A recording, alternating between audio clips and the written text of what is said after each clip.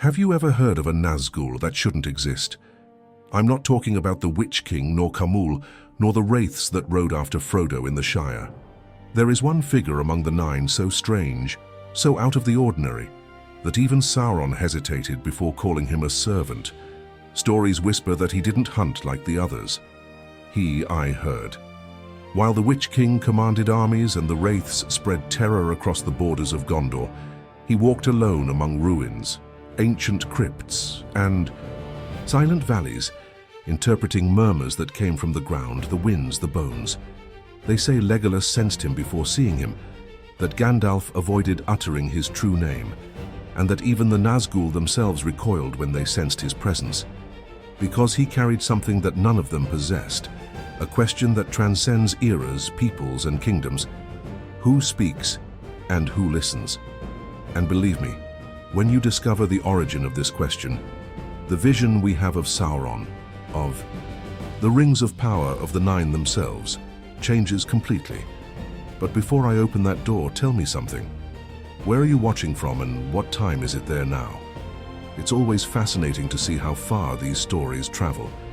And if you enjoy exploring this hidden side of Middle-earth, forgotten characters, profound revelations, connections that few people talk about, then subscribe to the channel and leave a like.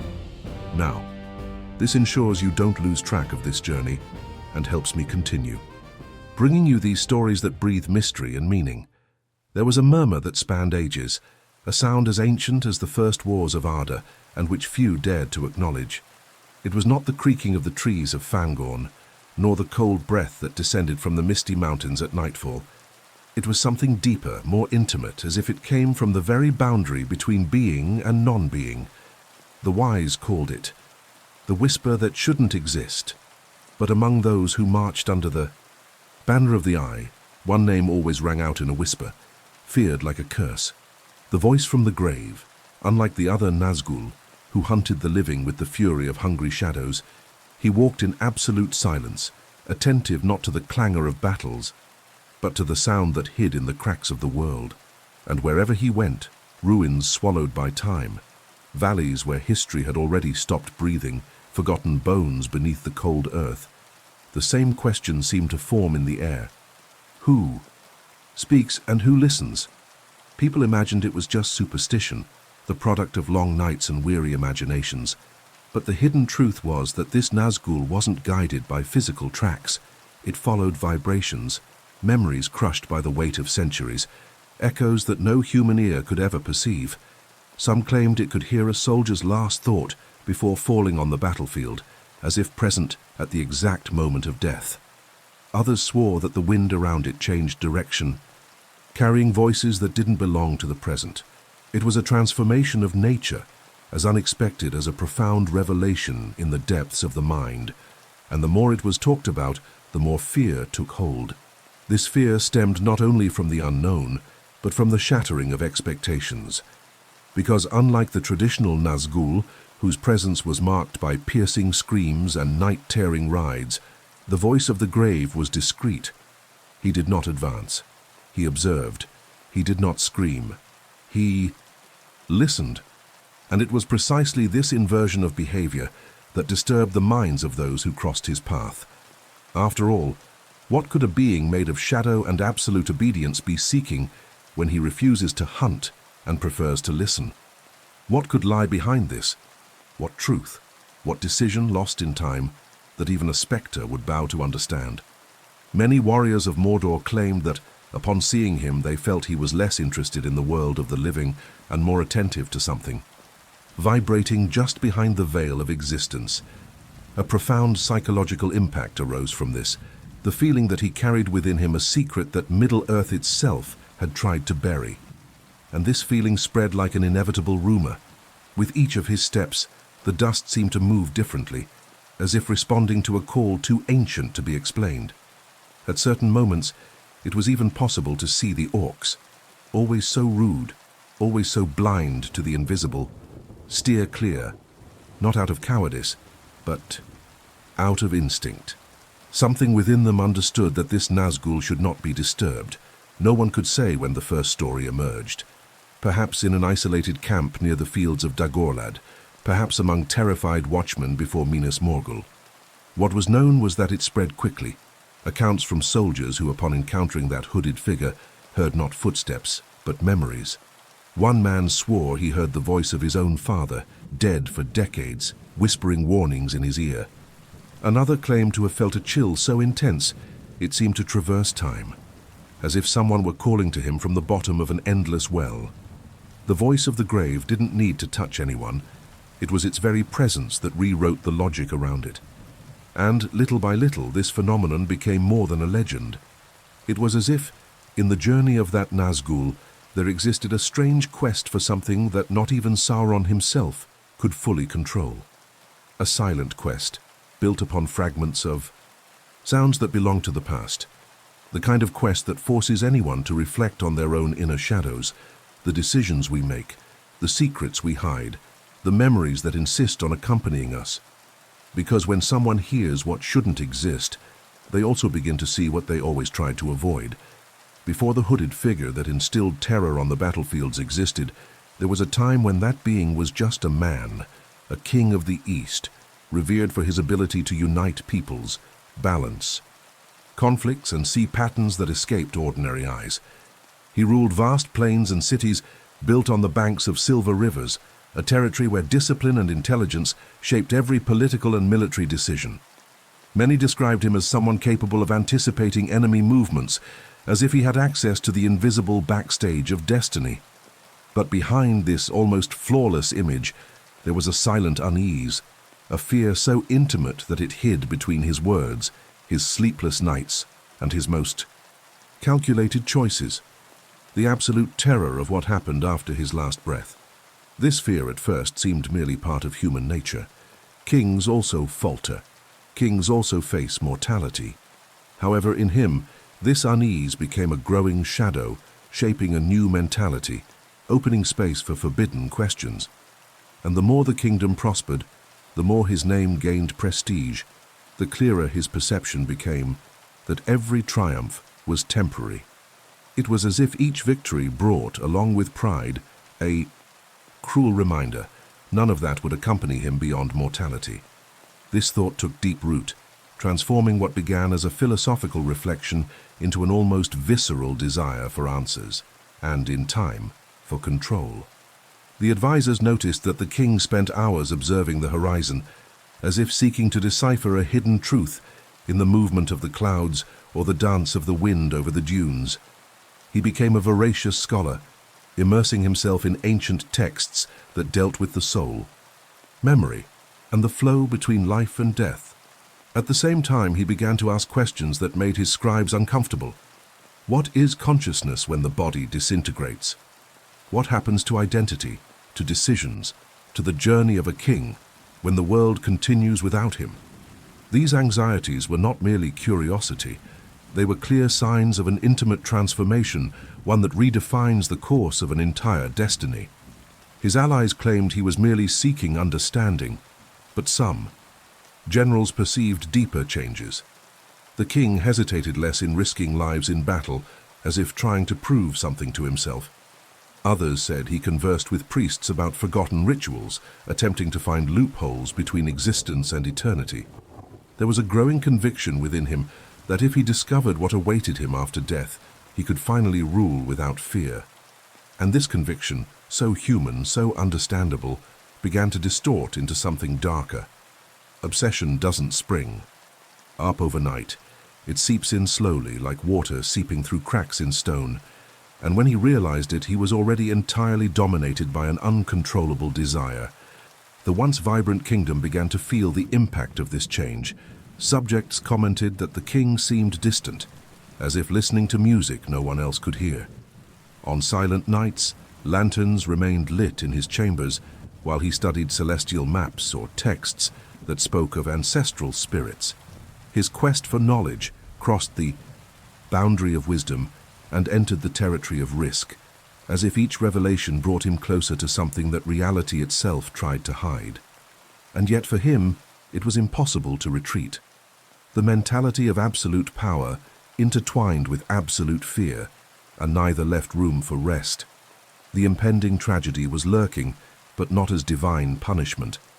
It was merely the natural destiny of someone who confuses permanence with purpose, eternity with security.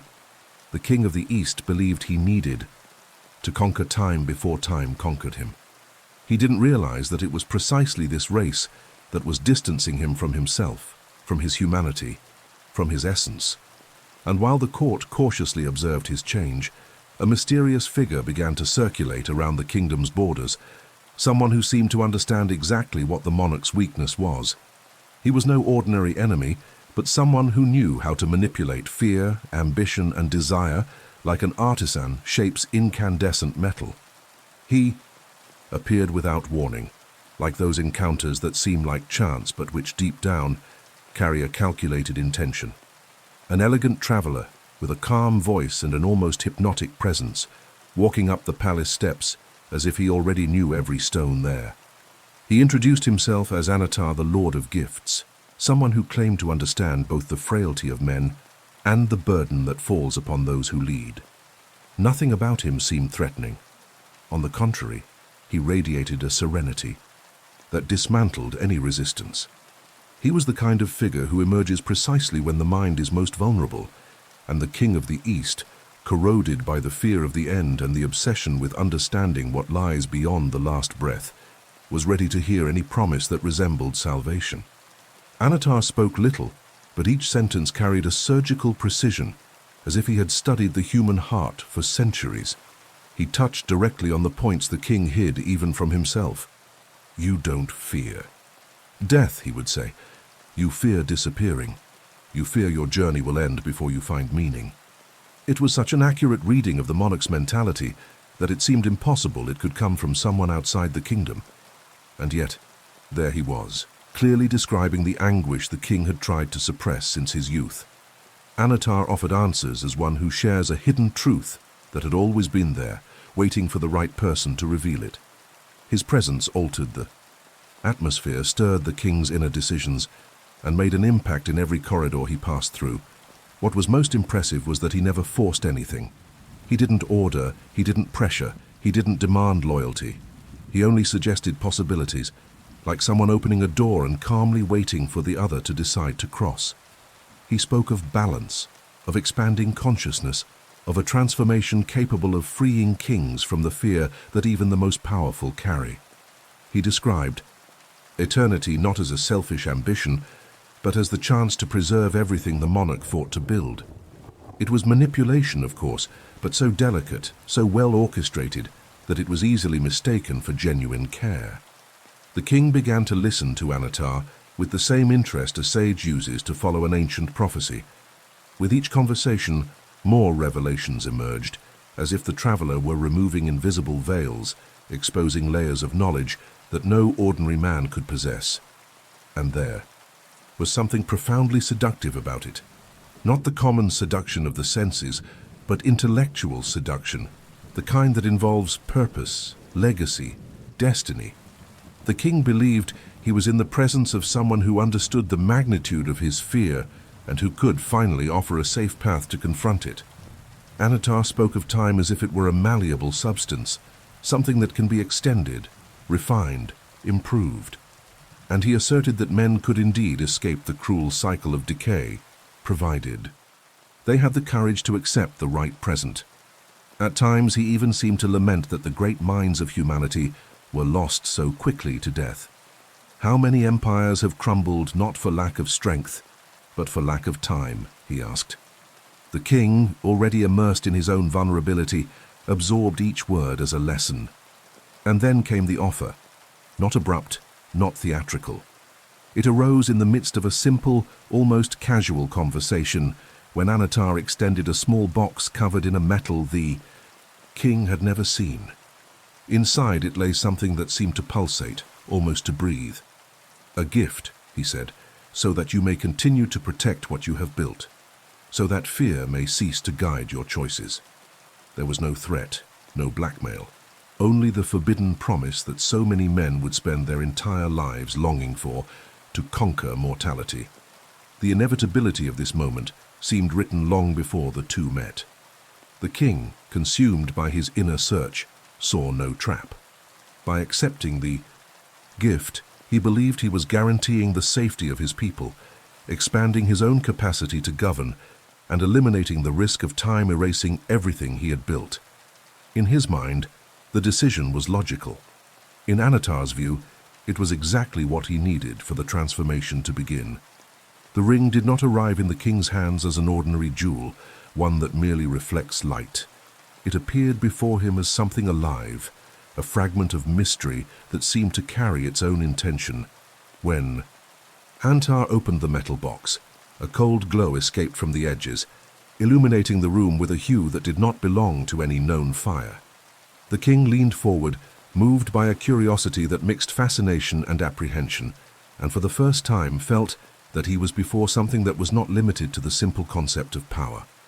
The ring was of a dark, almost liquid metal, as if it had been molded from shadows and forgotten memories, and as he approached, he perceived a slight rhythmic pulse like a sleeping heart, a subtle detail but enough to destabilize any certainty. There was a hidden truth in that piece, one of those that cannot be revealed by words, but by the sensation it evokes on the skin. The king hesitantly extended his hand, and the metal responded with an unexpected heat that rose through his fingers like a whisper burning from within. It was impossible not to notice the almost organic presence of that object. It was impossible to ignore the impression that the ring was alive, but at the same instant, an even more seductive idea crossed his mind. Perhaps this was exactly the tool he sought on his journey to transcend his own mortality. Perhaps that sensation was merely the prelude to a grand transformation. He didn't understand, or didn't want to understand, the slight smile that formed at the corner of Anatar's mouth. The manipulation was complete, albeit subtle, invisible, nestled behind the scenes of a choice that seemed free. The king believed he was making a rational decision, guided by the desire to protect his people and consolidate his legacy. In his mind, this was the logical step towards the future, and driven by this conviction, he slipped the ring onto his finger. The impact was immediate. The air seemed to recede, as if the world held its breath. A deep buzzing echoed in the king's ears, and the room, once solid, illuminated, familiar, began to dissolve into small vibrations, as if everything there were composed of invisible layers that were now revealing themselves. He saw contours that had never existed, hidden shapes between the walls, nuances of shadows that reacted to his movement. It was as if reality had opened in cracks, exposing its secret structure, revealing everything that had always been there, but that no human being should see. The sensation was intoxicating. He believed he had touched a dimension that few could even imagine.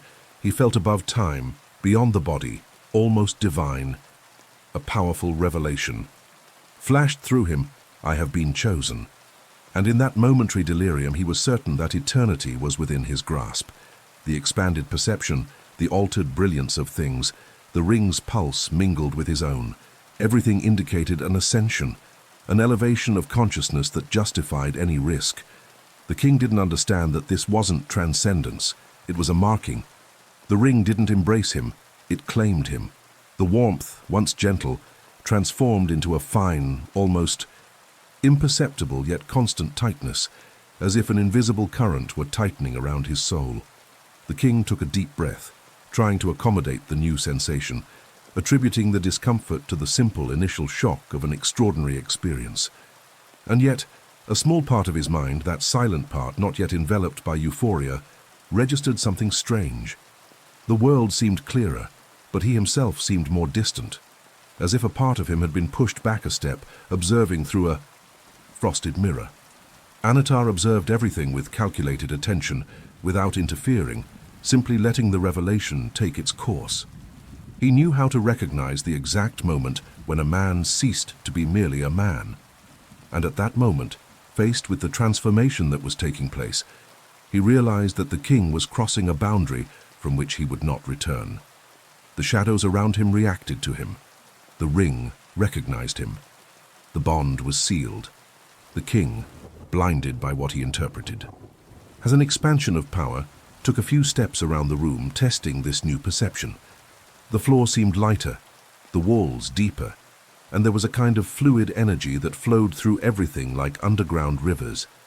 It was such an intense experience that it seemed to justify all his previous fears.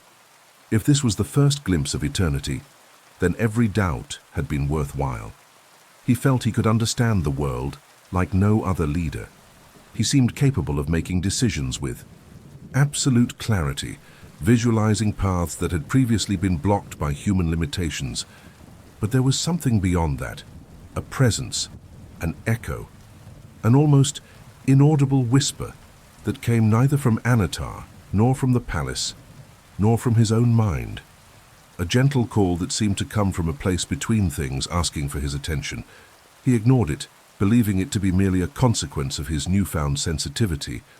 But this was the first sign that the layered reality also had a price. Or, rather, a door that only opens inward, never outward. At first he believed it was merely a remnant of the intense experience of putting on the ring, as if his senses were trying to adjust to a new way of perceiving the world. The palace seemed quieter than usual, but it wasn't the common silence of the early morning hours. It was a vibrating silence, a silence that concealed layers. He walked through the corridors, and suddenly something whispered, not complete words, but murmurs coming from places where no one should exist. A sound that had no direction, no clear origin, as if trapped between invisible walls. It was similar to the dragging of ancient chains beneath the earth, a deep echo that seemed to traverse centuries before reaching his ears. At first the king tried to explain everything rationally. Perhaps it was just his mind overwhelmed by the anxiety of the transformation. Perhaps it was the wind passing through cracks in the palace. But as the days went by, these explanations became too fragile to sustain what he was experiencing. The sounds didn't only come at night, when everything around him calms down. They manifested themselves at the most unlikely moments, in the middle of a meeting, during a meal, while he observed the movement of the market through the windows of the throne. It was always subtle, always on the edge of perception, as if the voices were testing his attention. The hidden truth was that he didn't understand, or didn't want to. Understand that this was the beginning of a journey of no return. The ring was opening doors within him, doors that should never have been touched. And the more he listened, the more these sounds seemed to react, as if they sensed his curiosity. The feeling of unease grew slowly, almost delicately but constantly.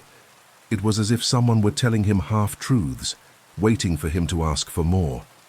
Over time, the voices ceased to be mere distant noises. They began to become broken melodies, fragments of laments, memories of people he had never known, sounds of footsteps on dry leaves in forests that no longer existed, the last breath of warriors fallen in battles buried by time. And each murmur carried an emotion, fear, longing, despair, feelings so pure that they pierced the king like small blades. He began to sleep less, to eat mechanically, as if physical life were becoming merely an irrelevant detail in the face of the magnitude of what he heard. Gradually, something much deeper began to happen. Life around him lost its luster. It was as if the colors had diminished in intensity. The laughter of children in the square no longer stirred the same warmth in him as before. Conversations with counselors seemed empty, distant, without substance. When someone touched his arm to get his attention, he barely felt the pressure of their fingers. The sensation of human presence, which had always been natural and comforting, became something rarefied, almost abstract. The gift was demanding its first payment. And this demand came accompanied by something silent, dangerous and transformative: isolation. Not physical isolation, for the king still fulfilled his obligations, still walked the corridors, still appeared at ceremonies. But there was a growing abyss between him and the rest of the world, an abyss made of sounds that only he heard, of thoughts that no one else could understand, of a new mentality that aligned itself more and more with the incomprehensible. The advisors began to notice that he reacted to stimuli that did not exist, that sometimes he would stop mid-sentence, turning his face as if someone had called his name from afar. There were times when he felt the voices were trying to communicate something important, as if they were invisible guides pointing to hidden revelations.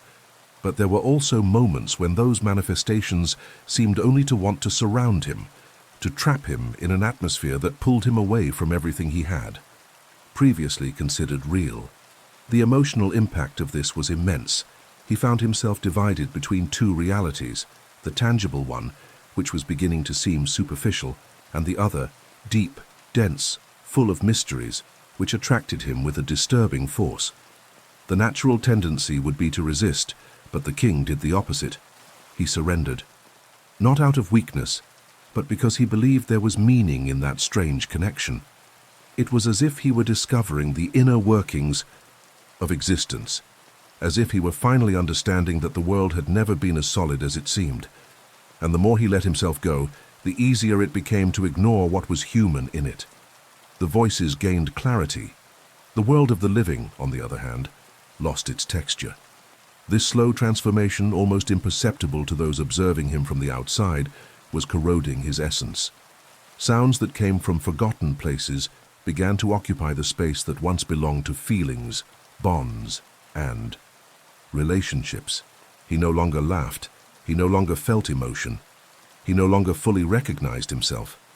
It was as if the ring were redesigning his soul from within, replacing essential parts with something he didn't understand, but accepted. And when he finally realized he could no longer shut out the murmurs, that they followed him like shadows, even in the rare moments of silence, he knew something fundamental had been lost. It wasn't power. It wasn't sanity. It was humanity.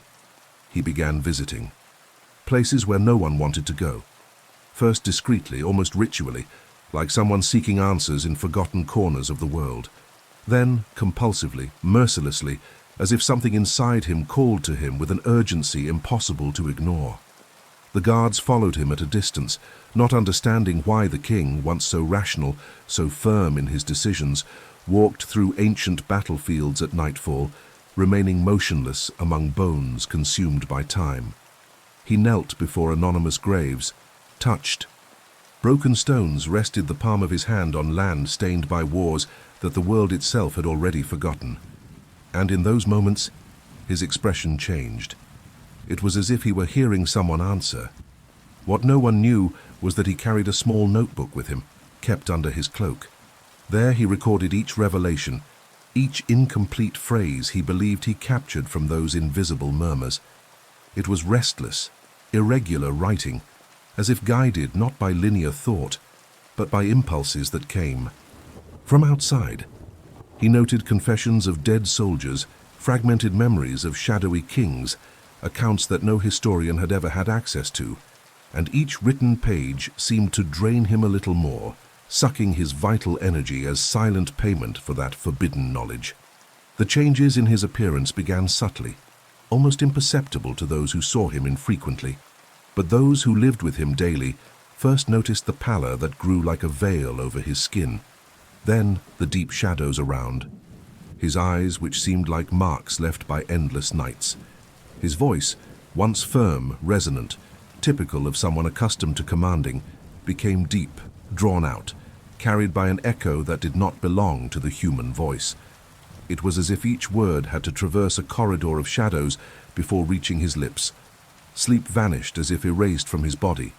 He remained awake for days, wandering the palace corridors with slow steps, unable to detach himself from the voices that now accompanied him, even in the most absolute silence. Servants reported that at times they saw him standing before dark windows, murmuring something to the glass, as if expecting his own reflection to answer him. Other times they found him seated on the empty throne, conversing with someone only he could see. People began to avoid him, first out of respect, then out of fear. His touch, though rare, caused deep shivers, as if the air temperature instantly dropped. Children cried when they saw him pass by. Animals hid. And yet he continued his journey as if none of it mattered. The inner transformation was so powerful that the surrounding reality seemed only a secondary distraction. The impact on the kingdom was evident. No one knew how to approach a leader who no longer seemed to fully inhabit the world of the living. Over time, something even more alarming began to happen. History, That invisible entity that records and erases according to relevance, began to swallow his name. Official scrolls ceased to mention him in recent chronicles. Bards who once sang of his wisdom now avoided the subject. It was as if collective memory itself were dismantling him, refusing to associate that man with the titles he once bore. The king, in his growing obsession, did not perceive this erasure. He was too busy listening to voices that led him ever deeper into a darkness he believed to be revelatory. In the eyes of the people, he had crossed a sacred and unquestionable boundary, the border between curiosity and taboo. By challenging the nature of the dead, he had lost the right to mingle among the living. His presence, once a symbol of leadership, became a constant reminder that something was very wrong, an instability that no one dared to discuss openly. Rumors spread, grotesque stories formed, and each person added a new detail, as if trying to justify the profound discomfort they felt listening to him speak. The king, however, saw meaning in everything. He believed he was accessing hidden truths, fragments. That would help him complete his quest for eternity. He didn't realize that, with each revelation noted in his notebook, with each lament heard in the ruins, a part of his humanity was silently crumbling away. Social isolation was not merely a consequence, it was a symptom of the estrangement between his soul and the world to which he once belonged. And it was in this state of transition, lost between two planes of existence, that he first felt that the voices were not just answering, but calling. Something wanted him to go deeper. Something awaited him on the other side of the darkness. The revelation didn't come as a scream, nor as a breathtaking vision, but as that kind of silence that cuts deeper than any sound. It was a heavy night, shrouded in a darkness that seemed to breathe. The king walked alone among ancient columns, feeling the voices that had accompanied him since the first days of the ring vibrate around him. But there was something different that night. A subtle change in the texture of the whispers, as if they were all waiting for the same moment to reveal themselves. He stopped, closed his eyes, and let that presence envelop him. It was then that he realized the voices did not come from the dead. They were not memories, nor confessions, nor spirits crying out for rest. They were opening small tears in reality, doors through which another will infiltrate it. Every word he heard in the ruins, every lament he believed he recorded, every secret he thought he deciphered, none of it belonged to the dead. It belonged to Sauron. The hidden truth crashed down on him with the force of a profound emotional impact. His mind tried to deny it, but the feeling was undeniable. The connection he believed to be a spiritual gift was nothing more than a carefully constructed channel for another consciousness, a terrible, burning, domineering consciousness to enter his soul. He felt the weight of 1,000 echoes realigning around him like threads, attached to an immense web whose center began to pulsate. And at that instant it was impossible to ignore the presence taking shape behind him.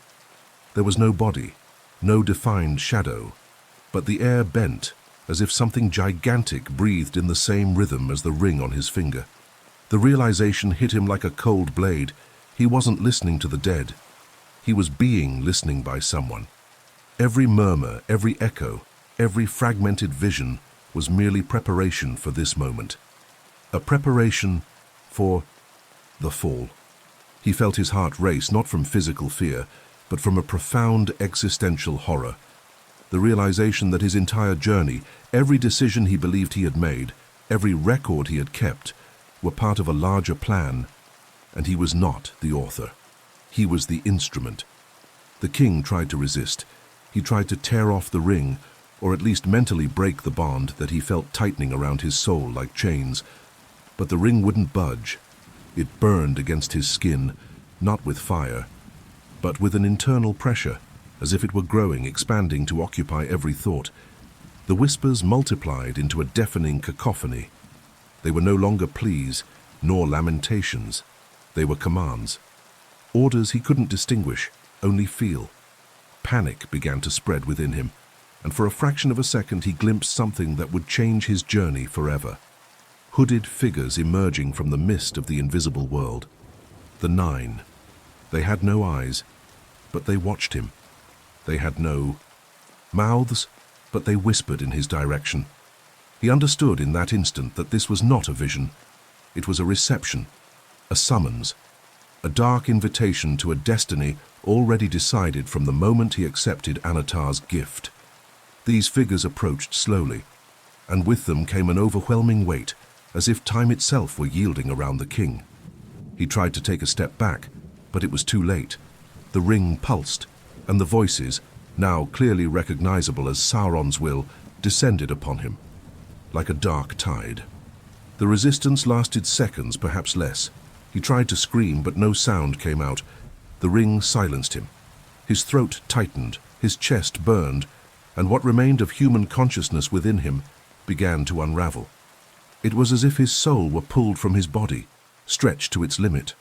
The physical world disappeared, and everything became wind, a cold, merciless wind that ripped away every fragment of his identity. Did his body fall, or did it dissolve? He couldn't tell.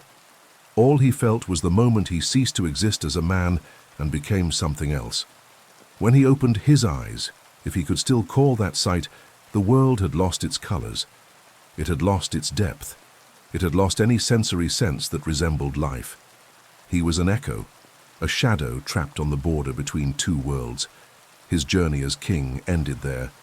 The new journey, the one written in the background of his personal tragedy, began as a Nazgûl, a spectre, an eternal servant of the power that had seduced him from the first whisper. And as he adjusted to this new form, he heard again the presence that had previously called to him. Only now it wasn't observing him from afar. It was speaking within him. It was speaking clearly. It was speaking as its owner. When the transformation was finally complete, the world he knew ceased to exist. It was no longer possible to distinguish sky, ground, or horizon. Everything seemed made of the same grey substance, a dense fog that dissolved outlines and devoured colors.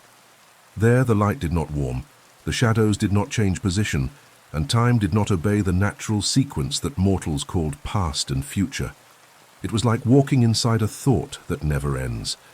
That was the invisible world, the territory where the Nazgûl existed, or perhaps survived, suspended between the memory of who they were and the total absence of what they could one day have been. Most of them reacted to that environment like wounded creatures clinging to any vestige of identity. Some screamed silently, others moved as if pulled by invisible chains, all immersed in a formless despair.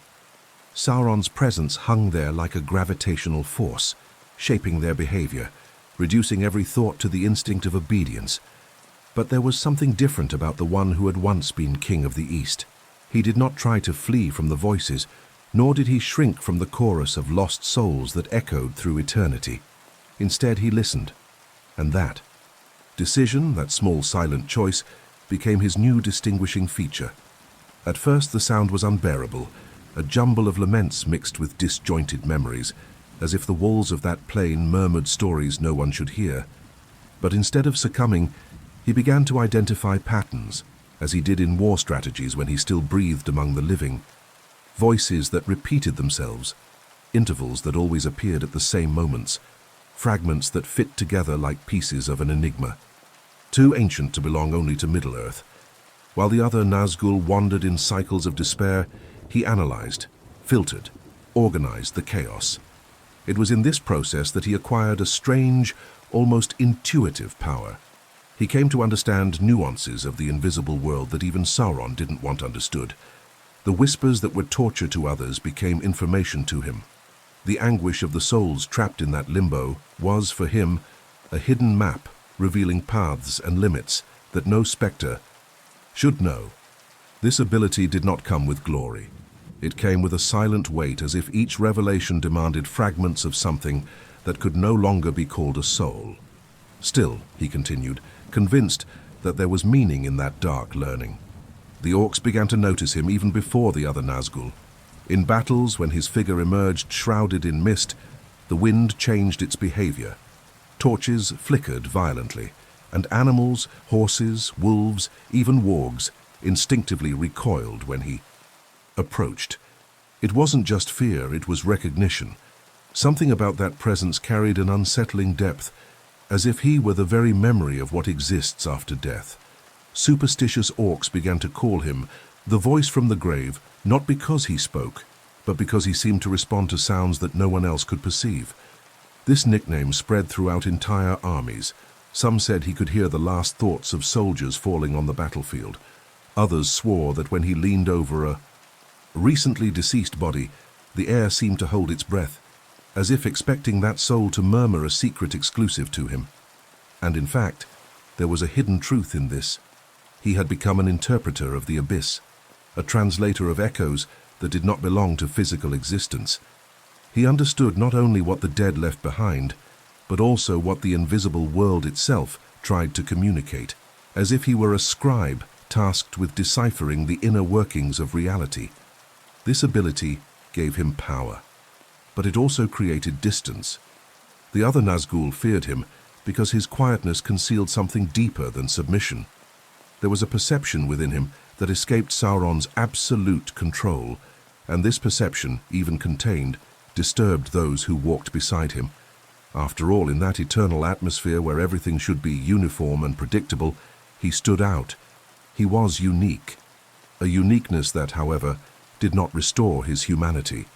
It only widened the abyss between what he had been and what he had become. And as he mastered this new sensitivity, he began to notice something he would never confess, not even to himself.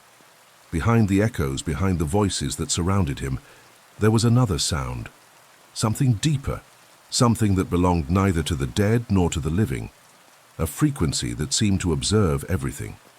When Sauron realized that this Nazgûl was different from the others, he quickly placed him where his gift could be used to its maximum impact. And no place better represented this strategy than Dol Guldur, the ancient fortress of the necromancer. There, among twisted roots and walls steeped in centuries of curse, the air always seemed too heavy, as if each breath stole something from the spirit. Dol Guldur was never just a fortress, it was a mechanism of control, a pit where wills were bent until they lost any recognizable form. And in this environment so full of stagnant energy, the Nazgûl found fertile ground for that which now dwelt within him. The voices he picked up in the unseen world were amplified within those decaying walls. It was as if the Mirkwood forest itself, corrupted by the necromancer's presence, held invisible laments trapped in the trunk of each tree. There, Sauron exploited more than military power. He exploited links. He tested the reaction of trapped spirits, manipulating ancient memories to strengthen his influence over creatures who had already forgotten the meaning of freedom. The Nazgûl walked through tunnels where shadows did not follow natural laws, but obeyed a mentality shaped by pain. He listened to every crack, every echo, interpreting patterns that helped his master understand how to break the resistance of souls trapped between worlds. The feeling was overwhelming, and the hidden truth he discovered there would never leave him. The more fragile the mind, the easier it was for Sauron to infiltrate. The fortress functioned as a gigantic spiritual antenna, capturing and distorting everything that moved on the threshold between life and death.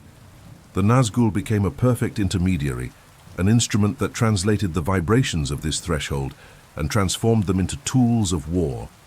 He was able to identify the exact points where human fear became vulnerability. He was able to recognize where the will broke, where hope collapsed. And this ability led him to the second stage of his downfall, Minas Morgul. If Dol Guldur was the laboratory, Minas Morgul was the showcase. The fortress, illuminated by a sickly green, never truly belonged to the natural world. It existed as a permanent spasm between two planes. The walls seemed to pulse like living flesh, the towers bent the light at impossible angles, and the entrance bridge always seemed longer than it actually was, as if crossing into a nightmare. There, the Nazgûl found the ideal environment for its new purpose, to intensify terror until the boundaries of reason crumbled. It walked among deep crypts, where rituals were conducted in the shadows, and each word uttered in those rituals vibrated through it like a coded signal. His presence affected the city in a way that not even the other ringwraiths could replicate. When he appeared in the main tower, the mist shifted its movement, acquiring an almost hypnotic pattern, as if following his breath, which no longer existed. When he descended into the underground corridors, the echoes grew louder, not like normal sounds, but like memories of screams that never ceased. He fed on these fragments, not of his own volition, but because they were part of his new essence. It was impossible to pass through Minas Morgul without feeling the impact of his presence. Even the most fanatical servants trembled when they sensed he was nearby. Sauron realized that this rare sensitivity could be turned into a strategic weapon. Instead of simply spreading fear, he would use the Nazgûl to amplify terror, transforming it into a tool of domination. In the crypts of Minas Morgul, the spectre translated sounds that no other being could perceive. In response, new orders were issued, new armies were formed, and even the orcs, accustomed to the grotesque, whispered that the fortress breathed along with the voice of the tomb. This respect, mixed with fear, created an additional layer of mystery around him. He didn't need to scream like the other Nazgûl. His mere presence was enough to break resistance and silence any attempt at defiance. And as his journey progressed, something even more disturbing began to take shape. He noticed that Minas Morgul not only echoed his voice, it answered. The fortress seemed alive, connected to him by a kind of bond that never existed between the other ring wraiths. The walls pulsed as he approached. The mist parted at his command. The wind, ever cutting, murmured at a frequency that echoed within his consciousness.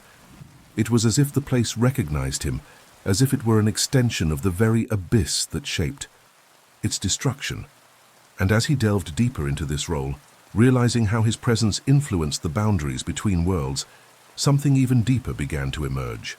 A pattern in the voices that had previously seemed chaotic, a rhythm in what he had always believed to be mere disconnected murmurs. Deep down, in what remained of his former human mindset, he believed he could turn the tables. After centuries serving as a bridge between two worlds, hearing murmurs that no other Nazgûl could bear, a dangerous idea began to form within him. What if those voices, as ancient as the earth itself, could be used against the Dark Lord?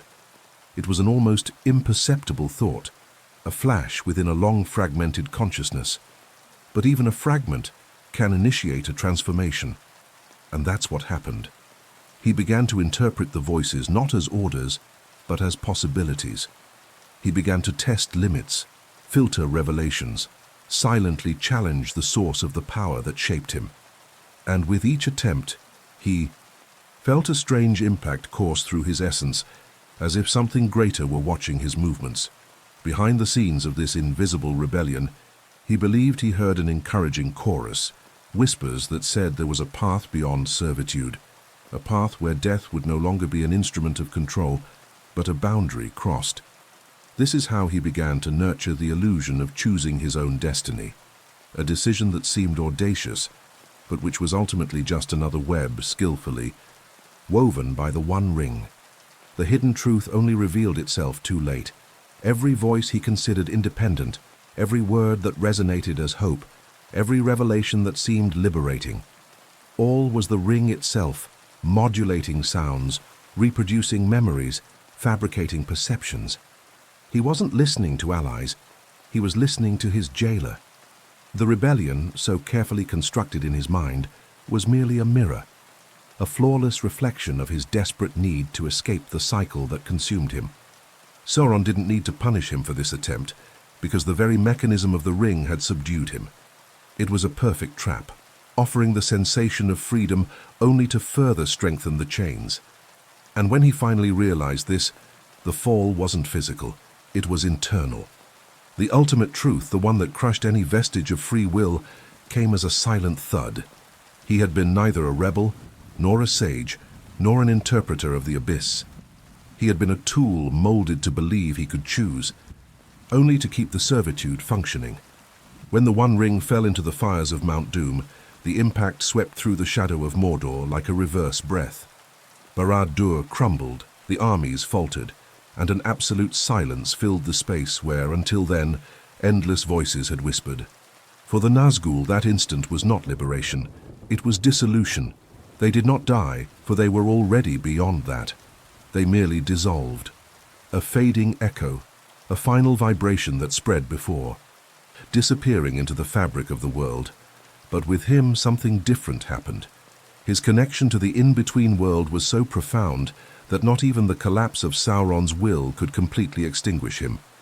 He did not remain as a body or shadow, but as a fragment, a murmur that refuses to be silenced.